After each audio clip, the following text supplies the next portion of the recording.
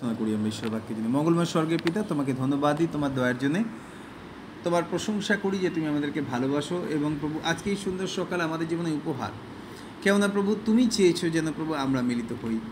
আমাদেরকে আশীর্বাদ দাও প্রভু। আমরা তোমার রাজ্যে অনেক বড় হতে চাই, তোমার ভালোবাসাকে উপলব্ধি করতে চাই এবং তোমার উপস্থিতির মধ্যে প্রভু আমরা এগিয়ে যেতে চাই। আমাদেরকে সাহায্য করো। সঙ্গে থাকো। সমস্ত গৌরব, মহিমা, ধন্যবাদ, প্রশংসা, স্তুতি আমরা তোমাকে দিই। আমাদের সঙ্গে কথা বলো, যিশু নামে প্রার্থনা চাই, আমেন। আসুন, এই সময় আমাদের কাছে বাইবেল থাকলে আমরা তুলে ধরি এবং একসঙ্গে আমরা বলি, এটা আমার বাইবেল, ঈশ্বরের বাক্য। যা কিছু লেখা আছে আমি বিশ্বাস করি, যা কিছু লেখা আছে আমি পালন করব, অন্যকে শিক্ষা দেব। সমস্ত প্রতিজ্ঞা আমার জীবনে আমি গ্রহণ করি। আমি আর আগের মতো থাকবো না, যিশু খ্রিস্টের নামে। আমরা ঈশ্বরের বাক্য থেকে দেখতে চাই গীত সংহিতা 44 অধ্যায়ে আমরা কয়েকটা পদ একটু পড়ি। এক পদ থেকে পড়ছি। কোরাও সন্তানদের মুশকিল প্রদান বাধ্য করার জন্য লেখা হয়েছে, হে ঈশ্বর আমরা সকর্ণে শুনিয়াছি। গীত সংহিতা তার 44 অধ্যায়ের এক পদ, কোরাও সন্তানদের গান। হে ঈশ্বর আমরা সকর্ণে শুনিয়াছি, আমাদের পিতৃপুরুষেরা আমাদিগকে বলিয়াছেন, তুমি পূর্বকালে তাহাদের সময় কার্য করিয়াছিলে। তুমি আপন হস্তে জাতিগণকে অধিকারচ্যুত করিয়া তাহাদিগকে রোপণ করিয়াছিলে। তুমি লোকবৃন্দকে চূর্ণ করিয়া তাহাদিগকে বিস্তারিত করিয়াছিলে। কেননা তাহারা আপনাদের খর্ব দ্বারা দেশ অধিকার করেন নাই, তাহাদের নিজ বাহু তাহাদিগকে নিস্তার করে নাই। কিন্তু তব দক্ষিণ হস্ত, তব বাহু ও তব মুখের প্রসন্নতা তাহা করিয়াছিল, কারণ তাহাদের প্রতি তোমার অনুকম্পা ছিল। আমি ঈশ্বরকে ধন্যবাদ দিই। একটা বিষয়ে আমি খুব ভালোভাবে উপলব্ধি করি, কেন ঈশ্বর তিনি আমাদের প্রতি দয়া করুন। কারণ বাইবেলে লেখা আছে হি ইজ কম্প্যাশনেট, তার অনুকম্পা। আরও ভালো বাংলায় বললে বলা যাবে যে তার করুণা আমাদের প্রতি প্রচুর। একটু আগে আমাদের মেয়েটা সাক্ষ্য দিচ্ছিল যে আমি যখন প্রার্থনা আবৃত্তি করতে যাই, সেখানে রাস্তার অন্ধকার, আর আমি প্রার্থনা করছিলাম যে প্রভু তুমি আমাকে সাহায্য করো যেন আমি নির্বিঘ্ন নিরাপদে যেতে পারি এবং যেন ভয় না হয়। এবং তারপর থেকে সে নির্বিঘ্ন নিরাপদে যেতে পারছে, ভয় নেই। বাবার সাথে থাকলেও অনেক সময় আমাদের ব্যক্তিগত জীবনে আমাদের নিজেদের ক্ষমতা বা আমাদের নিজেদের আত্মীয় স্বজন বা আমাদের নিজেদের অর্থ থাকলে পরেও কিছু কিছু জায়গায় আমরা স্ট্রাগল করি এবং ঈশ্বরকে ধন্যবাদ দিই, সেই জায়গাটা একমাত্র প্রভু তিনি আমাদের জীবনে সম্পূর্ণতা দিতে পারেন। কারণ ভেতরের বিষয়গুলো একমাত্র আরোগ্যতা দিতে পারেন ঈশ্বর, আর কেউ পারে না। আমি একটা উদাহরণ দিই। যখন আমার শারীরিক কন্ডিশনটা খুব খারাপ ছিল এবং যখন আমি হসপিটাল থেকে সবে ফেরত আসি, আর তারপরে অনেক রকম কমপ্লিকেশন, আর তখন আমার মনে হচ্ছে যে প্রত্যেকটা কিছুই মনে হয় নেগেটিভ আসছে। শ্বাসকষ্ট হচ্ছে। আমার মনে আছে যে যখন আমাকে ওখানে একটা করে পেইন কিলার ইঞ্জেকশান কিছুক্ষণ বাদে বাদে আমাকে দেওয়া হতো। আর পেইন কিলার ইঞ্জেকশনটা দেওয়াতে একটাই কারণ এত বেশি যন্ত্রণা আমি নিতে পারতাম না। শুধু আমি কেন, মানে যাদের যাদের সিএবিজি হয়েছে তাদের গোটা শরীরটা কাটা বলে প্রায়, মানে এত ব্যথা বহন করা অসম্ভব। তাই ডাক্তাররা ঠিক সময় এসে আমাদেরকে ইন্টারভেনাস ইঞ্জেকশনগুলো দিয়ে যেতেন এবং বারবার জিজ্ঞেস করতেন কেমন আছেন কেমন আছেন। শুধু আমি একটা কথাই, শুধু আমি কেন, যতজন ছিল সবার মুখে একটা কথাই শোনা যেত, খুব ব্যথা। তা যখন ইঞ্জেকশন যখন দেওয়া হতো, আর তার কিছু পার্শ্ব প্রতিক্রিয়া হতো, যেটা হচ্ছে ভমিটিং টেন্ডেন্সি আসতো এবং এটা কমন, খুব বমি আসতো, হাত পা ঝিনঝিন করতো। কিন্তু আমাদেরকে ইঞ্জেকশনটা দিতেই হতো, কারণ ওইটা না দিলে পরে ব্যথা প্রচুর হতো। আর যখন ইঞ্জেকশনটা দেওয়া হতো তখন সমস্ত কিছু তো মনিটরিং করা হতো বলে আমাদের দিকে তাকানোর সঙ্গে সঙ্গে ডাক্তাররা মনিটরের দিকে তাকিয়ে থাকতো। আর যখন আমি তো আর মনিটর দেখতে পাচ্ছি না, যেহেতু বিছানায় শুয়ে আছি, কিন্তু চারিদিকে মেশিন লাগানো আমার শরীরের সাথে। আর যখন হাত পা ঝিনঝিন করতো, ধরফর করতো বুক, আর আমি বারবার করে ওদেরকে বলতাম যে আমার শরীর খুব খারাপ লাগছে, আমার শ্বাসকষ্ট হচ্ছে, আর আমার হাত পা ঝিনঝিন করছে, আমি অবশ হয়ে যাচ্ছে আমার শরীর। আর দেখতাম যে ওখানে যারা ইনচার্জ আছে তারা এসে আমাকে বলতো আপনার চিন্তা নেই, কিচ্ছু অসুবিধা নেই, সমস্ত কিছু নর্মাল আছে, আমরা মনিটরে দিচ্ছি। আর আমি ঈশ্বরকে ধন্যবাদ দিই, বাড়িতে চলে আসার পরে মনিটর নেই, মনিটরে দেখার কেউ নেই। আর যে সমস্ত সমস্যাগুলো ওখানে হচ্ছিল আর ডাক্তাররা মনিটরে দেখে ওনারা জানেন যে এই সমস্ত বিষয়গুলো ন্যাচারাল, এগুলো অপারেশনের পরে ঘটে। কিন্তু যেহেতু আমরা দেখে অভ্যস্ত না, বাড়িতে আসার পর বারবার মনে হয় এটা শরীর খারাপ হচ্ছে, এটা মনে হয় এক্সট্রা হচ্ছে, ওটা মনে হয় এক্সট্রা হচ্ছে। আর বারবার হসপিটালে ফোন করছি যে প্রচণ্ড শ্বাসকষ্ট হচ্ছে, পালস রেট বেড়ে যাচ্ছে। আমাকে ওনারা বলে কোনো অসুবিধা নেই, সবে অপারেশন হয়েছে, তো আপনি 2-3 দিন 4 দিন আপনি বাড়িতে মনিটরিং করুন, অক্সিজেনের মাত্রা, প্রেশার, এই সমস্ত কিছু। আর তারপরে যদি কোনো অসুবিধা হয় 3 দিন পরে আমাদেরকে রিপোর্ট দেবেন। আর আমি দেখেছি যে যখন মনিটরিং করতে আরম্ভ করেছি, দেখেছি 2 দিনের মধ্যেই সেটা সলভ হয়ে গেছে। কেন তারা 3 দিন বলেছিলেন বুঝতে পেরেছি। তার কারণ সাধারণত যে সমস্ত কমপ্লিকেশনগুলো অ্যারাইজ হয় সেগুলো 2-3 দিনের মধ্যেই আবার থেমে যায়। আমি ঈশ্বরকে ধন্যবাদ দিই। ঈশ্বরের বাক্যে লেগে আছে, হে ঈশ্বর, আমরা সকর্ণে শুনেছি তুমি আমাদের পিতৃপুরুষেরা আমাদিগকে বলিয়াছিলেন, তুমি পূর্বকালে তাহাদের সময় কার্য করিয়াছিলেন। কি অদ্ভুত না? তার মানে সমস্যা কিন্তু পৃথিবীতে কোনো মানুষকেই ছাড়েনি। আমাদের পিতৃপুরুষ যারা ছিল তাদের জীবনের সমস্যা ছিল, আমাদের জীবনের সমস্যা আছে, আমাদের নেক্সট জেনারেশন যারা তাদের জীবনে থাকবে, যে সমস্ত জেনারেশনগুলোকে আমরা দেখতে পাবো না তাদের জীবনে থাকবে। কারণ এই পৃথিবীতে প্রবলেম আসবে না বা থাকবে না এরকম কোনো পরিস্থিতি মানুষের জীবনে হতে পারে না, থাকবেই।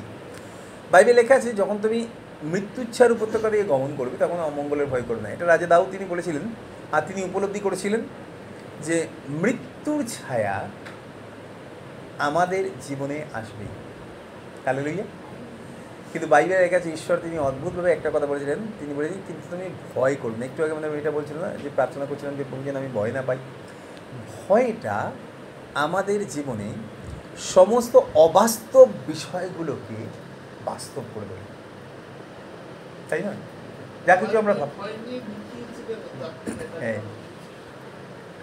আমরা ভয় পাই তার 99% নয়, 100%ই অবাস্তব। সেগুলো একটাও বাস্তব না, অবাস্তব বিষয়গুলোকেই আমরা ভয় পাই। এবং আমি ঈশ্বরকে ধন্যবাদ দিই, একটা সাক্ষ্য আজকে আমি একটু পড়ছি। দেখুন ঈশ্বর তিনি কীভাবে কাজ করেছিলেন, পিতৃপুরুষদের সময় যখন কাজ করেছিলেন আমরা সেটা দেখিনি, আমরা শুনেছি। বর্তমানে যেটা করছেন সেটা যারা দেখেছেন তারা লিখছেন। এটা ব্রাদার ইউনের টেস্টিমনি, তার বই থেকে আমি পড়ে রেখেছি, আর সেটা আমি একটু পড়তে চাই যাতে আমরা সবাই জানতে পারি। অনেক সময় আমরা দক্ষিণ হেনানের নদী ও স্রোতে শত শত লোককে বাপ্তিস্ম দিয়েছি। কখনো কখনো প্রভু একটি অলৌকিক কাজ করেছেন যাতে কেউ জমা জল অনুভব না করে। কেউ কেউ মন্তব্য করেছেন জল গরম অনুভূত হয়েছে। কেন? কারণ দক্ষিণ হেনানের যে নদী, সেই নদীর জল অধিকাংশ সময় বরফ হয়ে থাকে, এত প্রচণ্ড ঠান্ডা।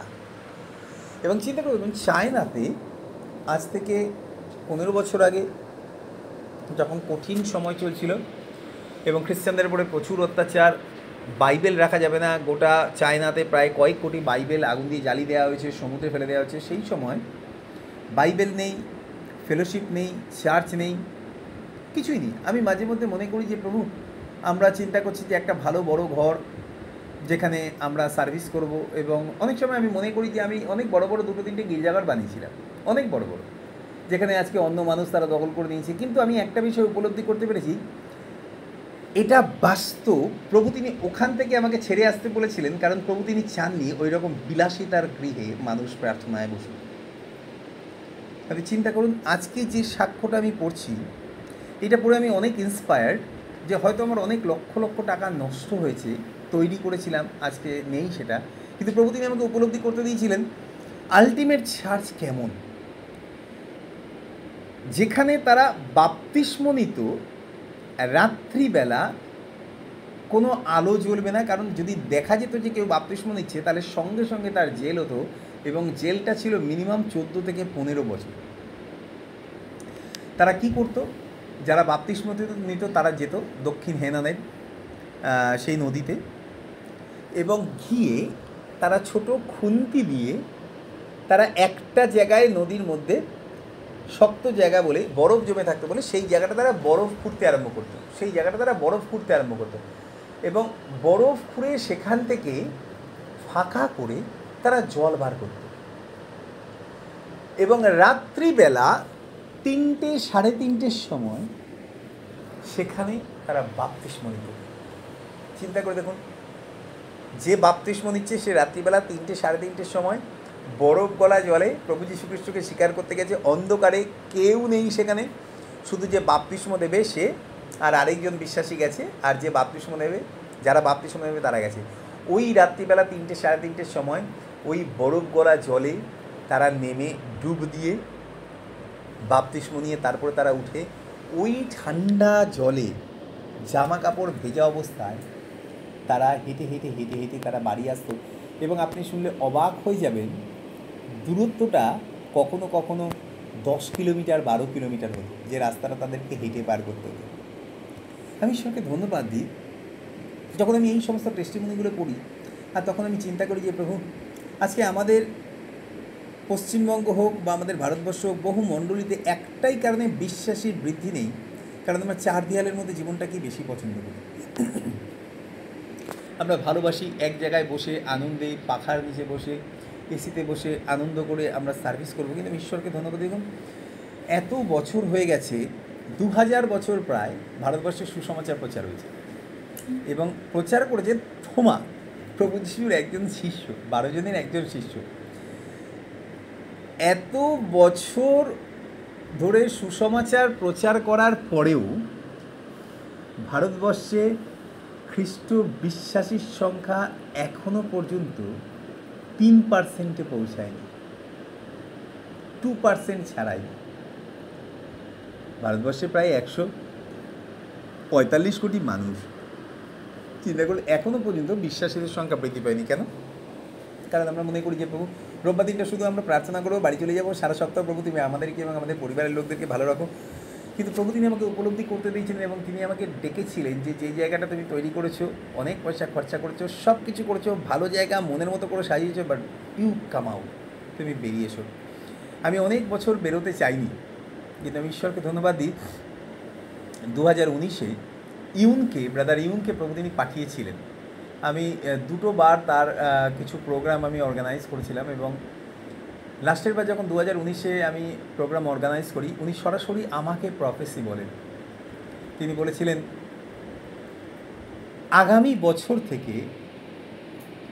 আগামী বছরে এখান থেকে তুমি বেরিয়ে যাবে, এবং উনি প্রফেসি করেছিলেন তুমি বেরিয়ে যাবে এবং এখান থেকে বেরিয়ে গিয়ে তুমি প্রভুর মানুষদেরকে ধরে নিয়ে আসবে, এবং এখানে আর গির্জা না, কিন্তু বাইরে অনেক মানুষের খোলা আকাশের নিচে ঈশ্বর তোমাকে ব্যবহার করবেন। আর ঈশ্বর তিনি বলেছিলেন যে এই মণ্ডলী থেকে অনেক মানুষ তারা বেরিয়ে যাবে এবং তারা বহু মানুষের কাছে সাক্ষ্য প্রদান করবে, এবং মণ্ডলীটা হবে খোলা আকাশের নিচে আর এই 4 দেয়ালের মধ্যে নয়। এবং আমি ঈশ্বরকে ধন্যবাদ দিই, এখন যখন আমরা শুধুমাত্র 70টা বাদ দিয়ে যদি আমরা আমাদের প্রত্যেকটা মণ্ডলী দেখি, আমরা দেখব আমাদের প্রত্যেকটা মণ্ডলী খোলা আকাশ নিচে, উপরে কোনো ত্রিপালও নেই। বৃষ্টি হলে পরে আমরা দৌড়ে নিচে নেমে যাই, আর তারপরে যখন বৃষ্টি থেমে যায় তখন আমরা উপরে উঠে আসি। আর যখন দেখি চার্চের প্রার্থনার মাঝে মধ্যে যখন বৃষ্টি শুরু হয়ে গেছে, আমরা প্লাস্টিকটা নিয়ে, যে প্লাস্টিকটা আমরা পেতে বসি সেই প্লাস্টিকটাই আমরা মাথায় নিয়ে বা ছাতা নিয়ে বসে আমরা সার্ভিস করি। আনন্দ হয় যে প্রভু একটা আশীর্বাদযুক্ত মানুষ যার জীবনের টেস্টিমনি থেকে শুনেছিলাম, সেটা আজকে আমরা উপলব্ধি করতে পারছি প্রকৃত মণ্ডলী কেমন হওয়া উচিত। এবং সেই কারণে আমার খুব কষ্ট হয় যখন আমার শারীরিক অসুস্থতার কারণে আমি যেতে পারি না এবং যখন অনলাইন সার্ভিস করি, আর তখন মনে হয় যে প্রভু এটা গির্জা না।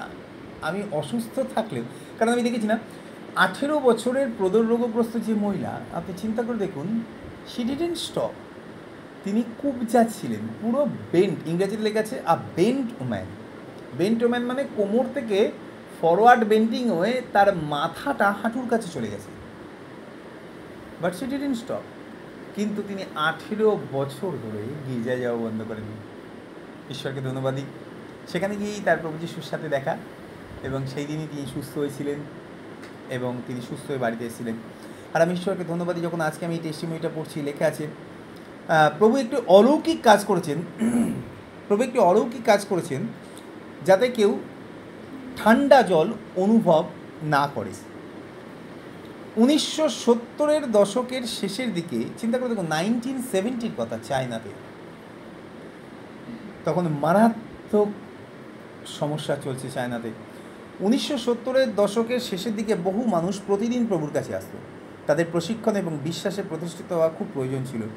যদিও আমি আমার 20 বছরের প্রথম দিকে ছিলাম, আমাকে একজন পরিণত নেতা এবং একজন পুরানো খ্রিস্টান হিসাবে দেখা হয়েছিল, কারণ আমি 1974 সালে প্রভুর কাছে এসেছি। 1980 সালটি হেনানের গির্জার জন্য একটি অসাধারণ বছর ছিল।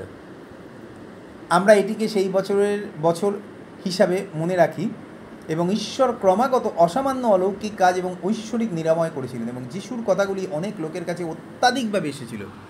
সেই বিস্ময়কর বছরটিতে গির্জার মধ্যে অসাধারণ বৃদ্ধি দেখা গেছিল। পরে 1980 থেকে খ্রিস্ট বিশ্বাসীদের মধ্যে অনেকেই চীন জুড়ে ঈশ্বরের চার্চের নেতা হয়েছিলেন, যারা প্রভু যিশুকে গ্রহণ করেছিলেন। হেনান প্রদেশ চীনের গ্যালিলে পরিণত হয়েছিল। সেখানে যিশুর অনেক শিষ্য আসে। হেনান প্রদেশটাকে গালিল বলা হতো কেন? কারণ সেখানে বহু মানুষ তারা যিশু খ্রিস্টকে গ্রহণ করেছিল। নানিয়াং এলাকায় এক সভায় শত শত মানুষ খ্রিস্ট বিশ্বাসী হয়। অবিশ্বাসীরা একইভাবে মেঘের সমুদ্রে ভাসমান একটি সুন্দর নৌকার দর্শন দেখেছিলেন সভাস্থলের ওপরে। অনেক পাপী অনুতাপ করেছিলেন এবং খ্রিস্টের কাছে তাদের জীবন দিয়েছিলেন। ঈশ্বর তিনি নিজেকে প্রকাশ করেছেন, বা মানে তারা সাক্ষ্য দিচ্ছিলেন যে যখন তারা আসলে কি চায়নাতে এত কষ্ট মানুষের জীবনে, যদি ধরা পড়েছে সিসিপি, চাইনিজ কমিউনিস্ট পুলিশ যদি জানতে পেরেছে যে কেউ তাদের পরিবারের মধ্যে যিশুকে বিশ্বাস করেছে, তাদের পরিবারে গিয়ে তাদের খাবার দাবার, জামা কাপড়, জিনিসপত্র, বাসনপত্র সব তারা নিয়ে চলে আসে। পরিবারটা রাতারাতি বিকারি হয়ে যায়। তাদেরকে কাজ থেকে বার করে দেওয়া হয়, তাদের চাষের জমিটাকে দখল করে নেওয়া হয়, তাদের ফসলগুলো তুলে নেওয়া হয় এবং তাদেরকে আর চাষ করতে দেওয়া হয় না। তাদের বাচ্চাদেরকে স্কুল থেকে বার করে দেওয়া হয়, তাদের কাজকর্ম জায়গা থেকে তাদেরকে বার করে দেওয়া হয় এবং তাদেরকে একঘরে করে দেওয়া হয়। কোনো দোকানেও তাদেরকে আর খাবার দাবার বিক্রি করা হয় না। এত কঠিন পরিস্থিতির মধ্যে যখন তারা নানিয়াং এলাকায় যখন মিলিত হয়েছিল, শত শত মানুষ একটা মিটিং থেকে তারা প্রভুকে গ্রহণ করেছিল। কেন? যারা এসেছিল তারা সবাই কমিউনিস্ট বা তারা সবাই বৌদ্ধিস্ট, সব অবিশ্বাসী। তারা দেখেছিল মেঘের সমুদ্রে ভাসমান একটি সুন্দর নৌকা, যেখানে প্রভু তিনি তাদের জীবনকে অনুগ্রহ দিয়েছিলেন এবং প্রচুর মানুষ তারা অনুতাপ করেছে। কি অদ্ভুত সাক্ষ্য না? এই চিহ্ন একটা বিস্ময়কর ফল। ফেন সুইলিং ওয়াটারশেড হিল নামে একটি গ্রাম, ফেন সুইলিং একটি গ্রাম, নানিয়াংয়েও একজন অবিশ্বাসী দীর্ঘস্থায়ী অসুস্থতার পরে মারা যাচ্ছিল। তার পরিবার কখনোই সুসমাচার শোনেনি। এক সন্ধ্যায় যিশু সেই ব্যক্তির কাছে হাজির হয়ে বললেন, আমার নাম যিশু, আমি তোমাকে সুস্থ করছি। কি অদ্ভুত চিন্তা করে! সুসমাচার প্রচার হয়েছে চায়নাতে, মানুষদের জীবনে বিশ্বাস তারা পৌঁছতে পারছে না। কারণ ফেন সুইলিং এমন একটা গ্রাম, দুর্গম পাহাড়ি এলাকা। ফেন সুইলিং গ্রামটি একটি দুর্গম পাহাড়ি এলাকায় অবস্থিত, যেখানে প্রচারকরা এখনও যাননি। এমন দুর্গম গ্রাম যেখানে পৌঁছানোর জন্য কোনো রাস্তা নেই। এটির কোনো গির্জা বা কোনো পাস্টার ছিল না। তাই আমি যখন সেখানে প্রথম গিয়েছিলাম তখন আমি অবাক হয়েছিলাম যে সুসমাচার অনেক গ্রামে ছড়িয়ে পড়েছে এবং কয়েক ডজন পরিবার খ্রিস্টে তাদের বিশ্বাস স্থাপন করেছিলেন। আমার মধ্যে চিন্তা ছিল, এই রকম রাস্তায় এর আগে যখন কখনো কোনো প্রচারক আসেনি, তাহলে কে প্রচার করেছিল? আমি শুনে অবাক হয়েছিলাম যে যিশু তিনি নিজে বাড়ি বাড়ি গিয়ে তিনি প্রচার করেছিলেন যে আমি যিশু। আমি সবকে ধন্যবাদ দিই। যখন আমরা এই সাক্ষ্যগুলো শুনি তখন অবাক লাগে না যে যিশু তিনি জীবিত এবং তিনি এখনও পর্যন্ত কার্য করে চলেছেন। আজকে যখন আমরা এখান থেকে পড়ছি, দেখুন লেখা আছে, কেননা তারা আপনাদের খড়গ দ্বারা দেশ অধিকার করে নাই, তাদের নিজ বাহু তাদের নিস্তার করে নাই। আমাদের শক্তি বা আমাদের বল বা আমাদের ক্ষমতা কখনো আমাদেরকে কোনো বিষয়ে আমাদেরকে বিজয় দিতে পারে না, না অর্থনৈতিক বিষয়। আমি উপলব্ধি করতে পেরেছি, হঠাৎ করে যখন কোনো মানুষের জীবনে রোগ আসে বা হঠাৎ করে যখন কোনো মানুষের জীবনে সমস্যা আসে, তাড়না আসে, যদি ঈশ্বরের অনুগ্রহ না থাকে সে কখনো সেখান থেকে ফিরে আসতে পারে না। না অর্থ, না জ্বর, না ট্রিটমেন্ট, কোনো কিছুই তাকে সেখান থেকে বাঁচাতে পারে। এমনকি কোনো পরিস্থিতি থেকেই মানুষ বেরিয়ে আসতে পারে না যদি ঈশ্বর তিনি অনুগ্রহ না দেন। একটা বাক্য একটু পড়তে চাই, আর সেটা লেখা রয়েছে 6 পদে, যেহেতু আমি আপন ধনুকে নির্ভর করিব না, আমার খড়গ আমাকে নিস্তার করিবে না। আজকে আমি সকালবেলা যখন আমি আলোচনা করছিলাম প্রভুর সাথে, আর আমি দেখছিলাম যে একটা অদ্ভুত বিষয় ঈশ্বরের বাক্য থেকে আমরা শিখতে পারি, আর সেটা হচ্ছে প্রভু তিনি আমাদেরকে ওভারকামার করতে চান, তিনি আমাদেরকে বিজয়ী করতে চান। দেখুন 44 অধ্যায়ের 5 পদে একই কথা লেখা রয়েছে, তোমার দ্বারা আমরা আপন বিপক্ষ দিগকে গুতাইয়া ফেলিয়া দিব, যারা আমাদের বিরুদ্ধে ওঠে তাদেরকে তোমার নামে পদতলে দরিত করিব। আমরা অনেক সময় চিন্তা করি যে মানুষ আমাদের বিরুদ্ধে ওঠে, কিন্তু জানেন তো অদ্ভুত বিষয়, আজকে আমাদের বিরোধিতা যারা করছে তারা কোনো মানুষ নয়। আমাদের বিরোধিতা আমাদের নিজেদের ভুল চিন্তা, আমাদের খারাপ চিন্তা এবং আমাদের নেগেটিভ থটস। আমি অনেকের সাথে কথা বলেছিলাম, যেহেতু প্রভু তিনি আমাকে কাউন্সেলিং মিনিস্ট্রি দিয়ে আহ্বান করেছেন অনেক বছর ধরে। আমি দেখেছি বহু মানুষ তারা সত্যের থেকে বেশি মিথ্যাটাকে বিশ্বাস করে নেয় এবং তারপরে তারা বন্দী হয়ে যায়, যেখান থেকে তাদের বেরিয়ে আসার কোনো পথ থাকে না। চিন্তা করুন, কিছু কিছু মানুষ আছে যারা কোনো কঠিন রোগের মধ্যে দিয়ে যাচ্ছে এবং সেই রোগটা সম্পর্কে মানুষের চিন্তা এটাই যে এই রোগ আর কখনো সুস্থ হবে না। আমার মনে আছে বিশেষ করে ক্যান্সার, যদি কোনো মানুষের জীবনে একবার ক্যান্সার হয়েছে তাহলে সে সবসময় একটা বিষয় তার মধ্যে ভয় থাকবেই যে এই রোগটা কিউরেবল না, এটা যে কোনো দিন আবার অ্যারাইজ হতে পারে এবং এটা যে কোনো দিন আবার ফিরে আসতে পারে, এবং এটাই আমার প্রাণের জন্যে সমস্ত আশাকে কেড়ে দিতে পারে। আর ক্যান্সার রোগটা এরকমই রোগ। কিন্তু আমি ঈশ্বরকে ধন্যবাদ দিই যে প্রভুর একজন ভক্ত সন্তান তিনি সাক্ষ্য দিচ্ছিলেন, তার নাম হচ্ছে পাস্টার জোয়েল অস্টিন। অনেক বছর আগে, প্রায় 35-40 বছর আগে তার মায়ের খুব খারাপ ধরনের ক্যান্সার হয়েছিল, খুব খারাপ ধরনের ক্যান্সার হয়েছিল এবং যখন ধরা পড়ে একদম 4th স্টেজ ক্যান্সার, ডাক্তার বলল যে আর মাত্র উনি 1 মাস বাঁচবেন, এরপরে আর ওনার আর কিছু করার নেই, কারণ গোটা শরীরে ক্যান্সার স্প্রেড হয়ে গেছে আর এটার আর কোনো ট্রিটমেন্ট নেই। উনি আর 1 থেকে 3 মাস বাঁচবেন, এটাই ওনার আয়ু। ভদ্রমহিলা তিনি ডাক্তারখানা থেকে তিনি চলে আসেন, চলে এসে তিনি প্রার্থনা করতে শুরু করেন এবং তিনি প্রতিদিন প্রভুকে বলতে আরম্ভ করেন যে প্রভু, আমি জানি তুমি আমাকে দীর্ঘায়ু দিয়ে তৃপ্ত করবে, আর আমি জানি তুমি আমাকে সুস্থ করেছো, আমি আর অন্য কারোর কথাকে বিশ্বাস করি না, আমার জীবনে তুমি অনুগ্রহ দিয়েছো, এটাই আমি বিশ্বাস করি। তিনি প্রথম মাস গোটা মাস তিনি ফাস্টিং করেছেন, প্রার্থনা করেছেন, চোখের জল ফেলেছেন। তারপরে অনেকে তাকে বলেছে তুমি একবার টেস্ট করে দেখো। টেস্ট করে উনি দেখছেন যে কিছু পরিবর্তন হয়নি, কিছু পরিবর্তন, বরং আরও খারাপ হয়ে গেছে, ডিটোরিয়েট হয়েছে। একটু আগে দিদি সাক্ষ্য দিচ্ছিলেন যে আমার মেয়ে গেছে, আমি প্রার্থনা করছিলাম যে প্রভু তুমি দয়া করে যেন বৃষ্টিটা কমে, আর বৃষ্টিটা যেন আরও জোরে বেরিয়ে যাচ্ছিল। চিন্তা করে দেখুন, অদ্ভুত না, শয়তান আমাদের জীবনে বিশ্বাসকে দুর্বল করার জন্য কী না করে। দিদি প্রার্থনা করছেন বৃষ্টি যেন কমে, তার মেয়ে যেন না ভেজে। বলুন তো ঈশ্বর তিনি প্রার্থনা শুনেছিলেন? নিশ্চয়ই শুনেছিলেন। তিনি মেঘটাকে ওই পাশে যেতেই দেননি যেটা আমাদের দৃষ্টির বাইরে। দিদি দেখতে পাননি, কিন্তু তিনি প্রার্থনার উত্তর দিয়েছিলেন। বৃষ্টি কলকাতায় বন্ধ হয়নি, কিন্তু তার মেয়ে যেখানে যাচ্ছিল সেই জায়গায় বৃষ্টি হয়নি। প্রভু তিনি মেঘটাকে ওই পাশে অ্যালাউই করেননি যাওয়ার জন্য। আর এই টেস্টিমনিটা আমাকে খুব অনুপ্রাণিত করেছে। প্রভু তিনি প্রার্থনার উত্তর দেন, কিন্তু শয়তান আমাদেরকে বাহ্যিক বিষয়টা দেখিয়ে প্রমাণ করার চেষ্টা করে যে তুমি যা প্রার্থনা করছো দেখো ঈশ্বর তিনি উত্তর দিচ্ছে না। কি অদ্ভুত না? কিন্তু ঈশ্বর তিনি শোনেন। হালেলুয়া। এবং প্রভুকে ধন্যবাদ দিই। ঠিক একইভাবে উনি যখন প্রথম মাসে যখন উনি টেস্ট করলেন, টেস্ট করে দেখলেন যে এত খারাপ রিপোর্ট বেরিয়েছে, মানে যা রিপোর্ট ছিল আরও খারাপ বেরিয়েছে, যেন আরও বিশ্বাস ভেঙে যায়। উনি কোনো রকমভাবে সেই রিপোর্টে বিশ্বাস করেননি। রিপোর্ট যা বেরিয়েছে বেরিয়ে প্রভু যা রিপোর্ট হয়েছে, আমার শরীরে যা কিছু ঘটছে আমার দেখার দরকার নেই, কিন্তু আমি বিশ্বাস করি তুমি আমার প্রার্থনা শুনেছো। উনি কন্টিনিউ প্রার্থনা করে গেছে। প্রভুকে ধন্যবাদ দিই। পাস্টার জোয়েল অস্টিন তিনি বলছিলেন আজকে আমার মা 40 বছর বেঁচে আছে, সুস্থ শরীরে, তার কোনো ক্যান্সার নেই, তাকে কোনো ক্যান্সারের ট্রিটমেন্ট করতে হয় না। ডাক্তার বলেছিল মাত্র 1 থেকে 3 মাস বাঁচবে। তিনি ডাক্তারের কথাকে বিশ্বাস না করে তিনি বাইবেলের কথাকে বিশ্বাস করেছিলেন এবং তিনি প্রভুর ওপর নির্ভর করেছিলেন। আজকে 40 বছর সুস্থ শরীরে বেঁচে আছেন। যদি তিনি ডাক্তারকে বিশ্বাস করতেন তাহলে 3 মাস, বাইবেলকে বিশ্বাস করেছেন 40 বছর। আমি ঈশ্বরকে ধন্যবাদ দিই। আর আজকে সকালবেলা এটা আমাদের জীবনে আনন্দ না? বাইবেলের কাছে তোমার দ্বারা আমরা আপন বিপক্ষ দিগকে গুতাইয়া ফেলে দেবো। বিপক্ষ হচ্ছে আমাদের জীবনে মন্দ চিন্তা, রং থটস, ব্যাড ডিজায়ার, খারাপ বাসনা এবং নেগেটিভ থটস, নেতিবাচক চিন্তা। বাইবেলের কাছে যারা আমার বিরুদ্ধে উঠে তাহাদিগকে তোমার নামে পদতলে দলিত করবো। সব সময় শয়তান আমাদেরকে মিথ্যা কথা বলে, নেগেটিভ কথা বলে, যার মধ্যে থেকে আমরা ভয় পাই এবং আমরা দুশ্চিন্তাগ্রস্ত হই। আমার এই অপারেশনটা হওয়ার পরে প্রথমেই আমার চিন্তা হয়েছিল যে কবছর ভালো থাকবো, কারণ ডাক্তার অপারেশন করার পরে, অপারেশন করার আগে আমাকে বলেছিলেন যে দেখুন এই অপারেশনটা করলে পরে কিন্তু মানুষের আয়ু 20 বছর হয় মাত্র। উনি বলেই অপারেশন করেছেন, যে ডাক্তার অপারেশন করবেন তার আগে বলে দিয়েছিলেন যে দেখুন সিবিজি করা মানে কিন্তু মাত্র 20 বছর আপনি ভালো থাকবেন।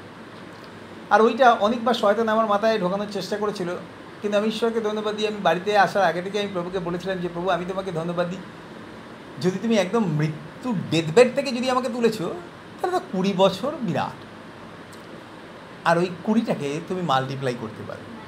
এবং ঈশ্বরকে ধন্যবাদ দিই, এটা আমার জীবনে অনেক আনন্দ দিয়েছে যে প্রভু আমি জানি যে আমার জীবনের পূর্ণতার কারণ হচ্ছে তুমি। শয়তান সবসময় আমাদেরকে বিভিন্ন পরিস্থিতির মধ্যে থেকে আমাদেরকে নেতিবাচক বিষয় প্রবেশ করানোর চেষ্টা করে। আপনি দেখবেন অর্থনৈতিক বিষয় শয়তান সামনে নিয়ে এসে দেখাবে খুব কঠিন পরিস্থিতি, এখান থেকে তুমি বেরোতে পারবে না। শারীরিক বিষয়, এমনকি পারিবারিক বিষয় যেটা খুব কঠিন, কোনোদিন এই পরিস্থিতি সম্ভব হবে না।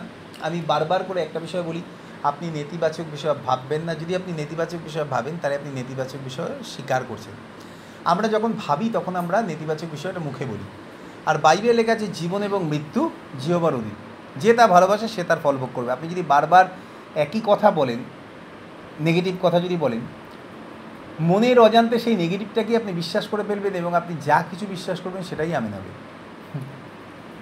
আমি ঈশ্বরকে ধন্যবাদ দিই, বাইবেলের কাছে ঈশ্বর তিনি বলেছেন যখন একদম কঠিন পরিস্থিতি যেখানে বিশ্বাস রাখা যায় না, চিন্তা করে দেখুন 4 দিনের পচা গলা দেহ, কবরের পাথরটা সরালে বাস্তব বিষয়, প্র্যাকটিক্যাল বিষয় হচ্ছে পচা গন্ধ আসবে।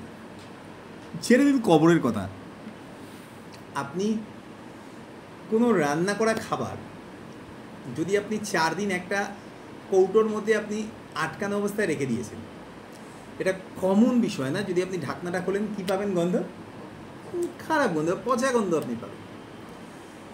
সে 4 দিনের বডি পচে গেছে। বাইবেল লেখা আছে মার্থাকে যখন প্রভু তিনি বলেছিলেন তোমার বাইকে কোথায় রেখেছো, পাথরটা সরিয়ে দাও, কবরের সামনে এসে যখন তিনি বলেছিলেন, মার্থা বলেছিল প্রভু 4 দিন ওদের দুর্গন্ধ হয়েছে। মার্থা কিন্তু ভুল কথা বলেনি, কিন্তু প্রভু তিনি একটা কথা বলেছিলেন, প্রভু যিশু আমি কি তোমাকে বলি নাই। চিন্তা করে দেখুন, যখন প্রভু যিশু তিনি বলেছেন আমি কি তোমাকে বলি নাই, তার মানে বাইবেলের লেখাগুলো কার মুখের কথা? প্রভু যিশুর কথা। তিনি কি বলেননি বাইবেলে? যখন কঠিন পরিস্থিতির মধ্যে আপনি আমি আছি, যদি আমরা বাইবেলের বাক্যটাকে তার সামনে খুলি, তাহলে এই বাক্যটাই শুধু বিশ্বাস করুন যে বাক্যটা প্রভু যিশু তিনি বলেছেন। পরিস্থিতি একদম উল্টো, কিন্তু তার মাঝখানে প্রভু তিনি আমাদেরকে দাঁড় করিয়েছেন যেন আমরা তার বাক্যটাকে বিশ্বাস করি। পচা গন্ধ, ডেড বডি পচে গেছে, সবাই জানে 4 দিনের মরা গলা দেহ, ওখানে দাঁড়িয়ে প্রভু তিনি বলছেন সব বাস্তব আমি জানি, তথাপি আমি কি তোমাকে বলি নাই। তার মানে চিন্তা করে দেখুন, যখন প্রভু যিশু তিনি আমাদের জীবনের একদম সমস্ত কিছু হেরে যাওয়া, পড়ে যাওয়া, হারিয়ে যাওয়া কঠিন পরিস্থিতির সামনে দাঁড়িয়ে যখন তিনি বলছেন আমি কি তোমাকে বলি নাই, তার অর্থ হচ্ছে আমরা যে বিষয়গুলো নিয়ে চিন্তা করছি, যেগুলো আর কোনোদিন হবে না, এটা আর কোনোদিন ঠিক হবে না, আর কখনো সম্ভব নয়, পুরোটাই আমাদের জীবনে ঈশ্বর তিনি প্রকাশ করতে চলেছেন। যেটা তুমি ভাবছো অসম্ভব সেটা আমি সম্পূর্ণ সম্ভব করতে পারি। হালেলুয়া, কী অদ্ভুত না! আমার এই কথাটা ভীষণ ভালো লাগে। মার্থাকে তিনি বললেন আমি কি তোমাকে বলি নাই, তার মানে তুমি এতক্ষণ ধরে যা কিছু শুনছো ওটা কারোর না কারোর কথা, হয় নিজের কথা, নালে প্রতিবেশীদের কথা, নালে তোমার শিক্ষাগত যোগ্যতার কথা। জানেন আমাদের শিক্ষা আমাদের সাথে কথা বলে। যারা অতিরিক্ত লেখাপড়া করে তারা তাদের জ্ঞানের থেকে তারা এগিয়ে যায়, কিন্তু জানো তো বাইবেলের কাছে ঈশ্বর তিনি এই জগতের জ্ঞানকে মূর্খতায় পরিণত করেছেন। আমাদের জ্ঞান আমাদের সাথে কথা বলে, আমাদের এডুকেশন আমাদের সাথে কথা বলে, আমাদের এক্সপিরিয়েন্স আমাদের সাথে কথা বলে। আমরা কি বলি অনেক বছরের এক্সপিরিয়েন্স আছে। প্রভু তিনি সামনে দাঁড়িয়ে বলেন আমি কি তোমাকে বলি নাই। আপনি চিন্তা করে দেখুন, আজ থেকে 2000 বছর আগে যখন লাসার তিনি মারা গেছিলেন, 2000 বছর আগে, তার মানে ধরুন আরও প্রায় 10,000 কি 15,000 বা 20,000 বা কি 30,000 বছর ধরে বাস্তব ঘটনার সম্মুখে দাঁড়িয়েছিল মার্থা। কোনো মানুষ মারা গেলে পরে 4 দিনে তার শরীর গলে যায়। 30,000 বছরের অভিজ্ঞতা এই পৃথিবীতে। মানুষ মরে গেলে পরে 4 দিনে পচে যাচ্ছে, দুর্গন্ধ হচ্ছে। এত বছরের এক্সপিরিয়েন্স, বিজ্ঞানের কি বলবো, প্রমাণকে সামনে দাঁড় করিয়ে প্রভু যিশু তিনি সরাসরি বলেন, আমি কি তোমাকে বলি নাই, যদি তুমি বিশ্বাস করো তবে আমার মহিমা দেখতে পাবে, ঈশ্বরের মহিমা দেখতে হবে। পাথরটা খুলে দাও। পাথরটা সরিয়ে দিয়েছিল। বলুন তো, এই 30,000 বা 40,000 বছরের যে বিজ্ঞানের যে এক্সপিরিয়েন্স, সেটা প্রমাণ হয়েছিল না। আজকে যদি আপনি কোনো কবর খোলেন, 3-4 দিন পরে যদি কোনো মানুষ মারা গেছে, যদি একটা আপনার কফিনের মধ্যে রাখা আছে, যদি 3-4 দিন পরে কফিনটা খোলা যায়, কী গন্ধ পাওয়া যাবে? পচা গন্ধ পাওয়া যাবে। বিজ্ঞানের এক্সপিরিয়েন্সটা কিন্তু মিথ্যা না, কিন্তু যখন প্রভু যিশু তিনি সামনে দাঁড়ান, তখন সমস্ত কিছু বদলে যায়। হালেলুয়া! আমি ঈশ্বরকে ধন্যবাদ দিই, তিনি বলেছেন, আমি কি তোমাকে বলি নাই, যদি তুমি বিশ্বাস করো তবে আমার মহিমা দেখতে পাবে। এবং আমি ঈশ্বরকে ধন্যবাদ দিই, এটা হচ্ছে মহান অলৌকিক কাজ। আর ব্রাদার ইউন তিনি সেটাই সাক্ষ্য দিচ্ছিলেন। তিনি বলছিলেন যে যখন আমি সেই গ্রামে যখন আমি যাই, আর যখন আমি গিয়ে সেখানে যখন আমি পৌঁছালাম এবং পৌঁছে দেখতে পেলাম যে গ্রামটা আমি গেছি, সেই গ্রামটায় কোনো মানুষ এর আগে সুসমাচার প্রচার করতে আসতেই পারে, কারণ দুর্গম গ্রাম, সেখানে পৌঁছানোর কোনো জায়গাই নেই। মানে এর আগে মানুষ আসেইনি সুসমাচার প্রচার করতে বলে। কিন্তু আমি গিয়ে দেখলাম সেখানে বহু মানুষ, তারা খ্রিস্ট যিশুকে বিশ্বাস করেছে এবং তারা প্রভু যিশুকে স্বীকার করেছে। বলে যখন আমি তাদেরকে জিজ্ঞাসা করছিলাম যে কী করে তোমরা যিশুর কথা জানতে পারলে, বলে তারা বলে একজন অসুস্থ মানুষ ছিলেন, যখন তিনি যন্ত্রণায় ছটফট করছেন মারা যাবেন বলে হঠাৎ করে একদিন সন্ধেবেলা একজন ব্যক্তি তিনি ওই গ্রামে আসেন, ওই বাড়িতে আসেন, ওই ব্যক্তির বাড়িতে, এবং ব্যক্তির বাড়িতে এসে তিনি তাকে বললেন, আমি যিশু, আমি এসেছি, আমি তোমাকে সুস্থ করছি। আর তারপরে তিনি সুস্থ হয়ে যান। আর এই সাক্ষ্যটা বহু মানুষের কাছে আসে, এবং তারপরে যখন তারা এই কথাগুলো নিয়ে আলোচনা করছিল, দেখা গেছে প্রভু যিশু তিনি বহু মানুষের বাড়ি ভিজিট করেছেন এবং তাদেরকে সুস্থ করেছেন এবং তাদেরকে আরোগ্যতা দিয়েছেন।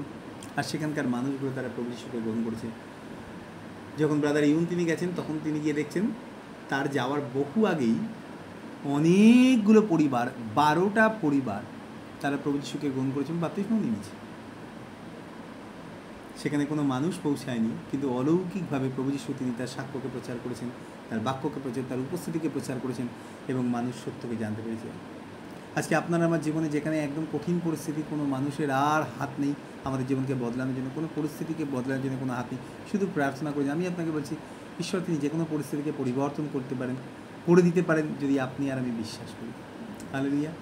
পিতৃপুরুষদের সময় আমরা শুনেছিলাম, বর্তমানে আমরা দেখছি, এবং আগামী দিনে আমরা সাক্ষ্য দেব ঈশ্বর তিনি কী করেছেন। আমেন। প্রভু তিনি আমাদেরকে আশীর্বাদ করো। আসলে প্রার্থনা করি। মঙ্গলময় স্বর্গীয় পিতা, তোমাকে ধন্যবাদ দিই তোমার পবিত্র বাক্যের জন্য। আমাদেরকে আশীর্বাদ করো, আমাদেরকে বৃদ্ধি দাও, আমাদেরকে বড় করে তোলো প্রভু। সর্বদা যেন আমরা তোমার বাক্যে বিশ্বাস করে জীবনের পথে এগিয়ে যেতে পারি। জগৎ যা কিছু বলছে সেগুলো নয়, কিন্তু প্রভু তোমার বাক্য যা কিছু বলছে সেগুলো আমরা বিশ্বাস করে জীবনের পথে এগিয়ে চলতে চাই, সেগুলোকে গ্রহণ করতে চাই। আমরা সেগুলোকেই জীবনে নিয়ে প্রথম বিশ্বাসে আমরা প্রভু দাঁড়াতে চাই। আবার সঙ্গে থাকো, আশীর্বাদ দাও। সমস্ত হৃদয় প্রার্থনা তুমি শোনো, যিশু নামে প্রার্থনা চাই। আমেন।